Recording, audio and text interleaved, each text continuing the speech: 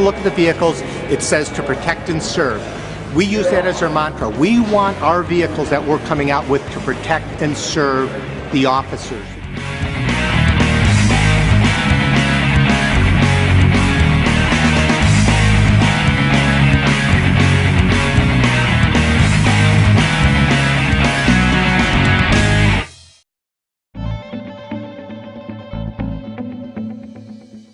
Meet the new Ford Interceptor and utility police cars, coming to a police department near you at the end of 2011.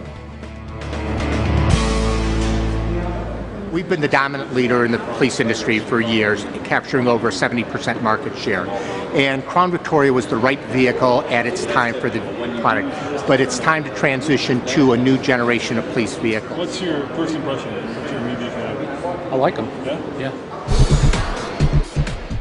You might recognize them as the Ford Taurus and, of course, the all-new Ford Explorer. We're offering features such as ballistic door panels, optional ballistic door panels in our vehicle, something that's exclusive to Ford. Many times they're using their doors as shields in the case of gunfire. They can do that and know that they have protection regarding level 3. Other features in terms of safety. Safety is keeping your hands on the wheels, eyes on the road. Working with our advisory board, one of the things that we took a look at is migrating the electronics. There's a lot of electronics in the vehicle. When officers are turning on their sirens or their lights, many times they're turning over, looking at the computer or the dial here. I can take you a look. Yeah, let's look at it. Show me. You can sit down in the car and show me what and these, what I'm going over are unique features for our vehicles here, but you can see. So here's an interior cockpit. This is typical of what would be an officer. You have your computer here, you have your buttons, you have your controls all down here. Again, very common. A lot of buttons. A lot of buttons, very good. And generally these are touch screens. So your controls, if this was on, you would see touch screen for do things. So if you're in, all of a sudden you see an incident happening, you have to go on a chase, the first thing you're going to want to do is turn on your sirens, turn on your lights. First thing you do is go over, hit the buttons. As you can see, we have mappable buttons up here for what's called our My Ford Touch controls that are used for audio, temperature control. So one of the things we looked at is, could we design these to be adaptable for the industry? So we are making this available so the police industry can map their sirens, their lights directly to the buttons. As you can see, red lights, blue lights, it has the controls here, so they can keep their hands on the wheels and operate lighting and siren. That's a good safety feature because they're not distracted. And before you were telling me that the seat is specially designed for police officers. Obviously they're wearing body armor and they're wearing guns and there's a big belt around their waist. Well, and I go back to say, we call this their office. They are in this 8-10 hours a day driving around, and it's important that they're comfortable and they don't become fatigued. They wear a lot of equipment, the guns, as you say, their holsters, their handcuffs and such. So what we did was, when we were bringing our advisory board members in to meet with the engineers, one session, for an example, we had the seat engineers in, and we told our advisory board members, come in full gear. We'd have them sit in the seat. The seat engineers would sit there and take a look at what was hitting the seat, what was constricting the elements there. And so they would take the seat out and have special foam saws they would start trimming the foam, putting it back and getting them in there for maximum comfort. But also, they've also designed the seats for police, for their application, high-speed pursuits, high-speed cornering, to give them good bolster support as they're operating that way. A good example is the seat belt. Little things like that. When you have your gun on, it could encroach on the seatbelt. We've extended the seatbelt opening, number one, so it's easier for that. But quickness of getting out, quickness of unlatching it to get out of their vehicle, which is important to them. Show me the back end of this car. You said this is also a little different than the old Crown Vic.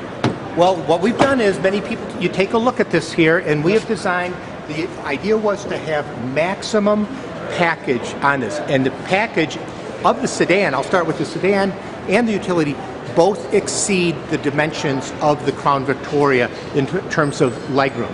What we did on these was we sat there and recognizing that the vehicles are going to have what we call partitions put into them. Now, we wanted to make sure there was room. Now, many times you would sit there and say, well, who cares about comfort for the second row occupants? Right. It's not the comfort factor. The element is, it's a safety factor for the officers. When they have an individual handcuffed who may be very aggressive in fighting the officer from putting them in, that's a safety element. How easy can they get the individual into the back seat and out of the back seat. So we specifically went to larger door openings, wider door openings, so it's easy to get them in, and we moved the seat back specifically for police by 4 inches, so the ease of ingress and ingress and egress for the purpose for the officers.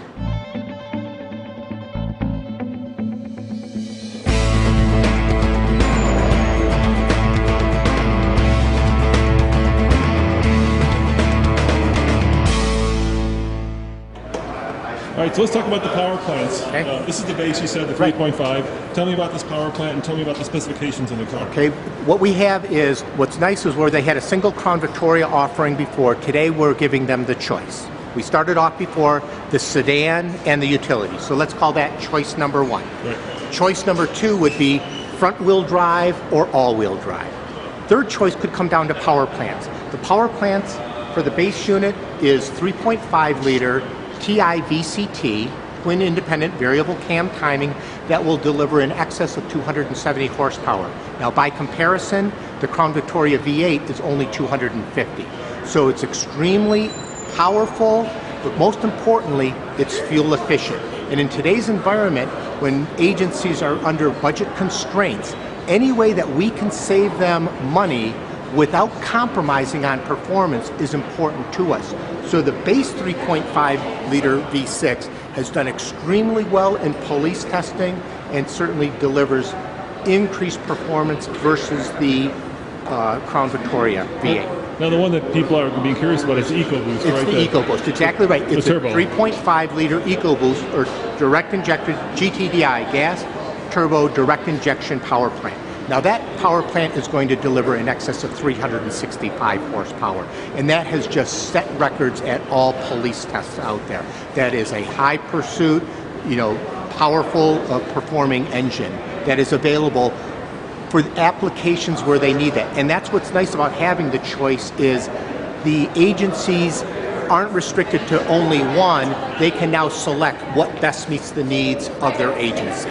So talking about the EcoBoost engine, I think the numbers are something like 0 to 60 in under 6 seconds. Well, right? yeah, that's correct. At the recent Los Angeles Sheriff's Department police testing that they ran, it delivered best-in-class performance. It delivered 5.8 seconds, 0 to 60, and that beat all of the V8 competitors that were in the class with it. Now, if you're not, a police officer, and look at these two cars, this is basically with the bigger engine, the Ford Taurus SHO, and this is a new Explorer.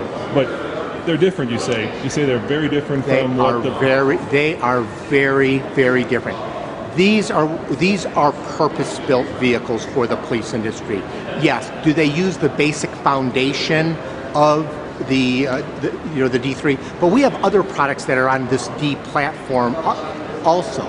But these here, the interior is completely redesigned to maximum for the police. We talked about the electronics. The police, we talked about the engine, both the naturally aspirated and the GTDI.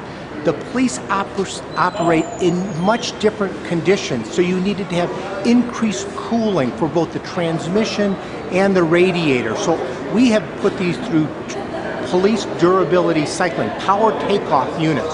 So these are vastly different than anything that would be available from as a retail offering. All right, last question. Obviously, GM's coming out with a new car as well. Right. It's built on the Holden platform, which is GM's manufacturing partnership or ownership in Australia. Right. What makes this better than the GM version? Why is the Interceptor better than the Holden source GM? Well, I can go into specifics. For an example, one of the key features that we didn't talk about on the vehicle on the interior is the fact that we're migrated to what the office agencies want, which is a column shift. If you have the shift on the floor where all of your equipment, you have some constrictions. So this vehicle, as we said, has truly been designed for the police agencies there. So there's various product attributes that are better. Number one, I would say, it's the belief that rear-wheel drive is better than all-wheel drive, or rear-wheel drive is the best in the industry. The testing that was done both at Michigan State Police and by the LA County Sheriffs would demonstrate that all-wheel drive is far superior to rear-wheel drive. Okay, that's number one. Number two, it's the fact that the competitors' engines, performance engines are V8. Again, it's this fallacy that you need to have V8 engines in order to do high-speed pursuit business. That's not the case. These 3.5 liter, the base V6, the GTDI EcoBoost, the 3.7 liter in the utility vehicle beat the competition in many of the tests out there. And what do you get with that? In budget constraints, one of the highest costs for an agency out there is fuel. These vehicles are running 24 hours a day. These are offering V8 performance that is exceeding that of the competition with fuel economy that is over 20% better than the Crown Victoria V8. And for an agency to be able to save 20% on their fuel costs annually, that's a tremendous benefit. And that's something that we're offering, especially in our performance powertrains, that the competition isn't. No, the Crown Victoria is owned the majority of the market, so it's been the dominant car. You said, I think, 70% up to about 70%. Yeah, right. When will people start to see these out on the roads? In other words, when do you got to start looking out for the new sedan and the new utility in the rearview mirror? We're continuing to build Crown Victoria. Agencies are continuing to buy Crown Victoria. Again, it comes back to this. This is the dominant player, and they love this vehicle. We'll begin producing these vehicles, and so that will continue on through the 2011 model year.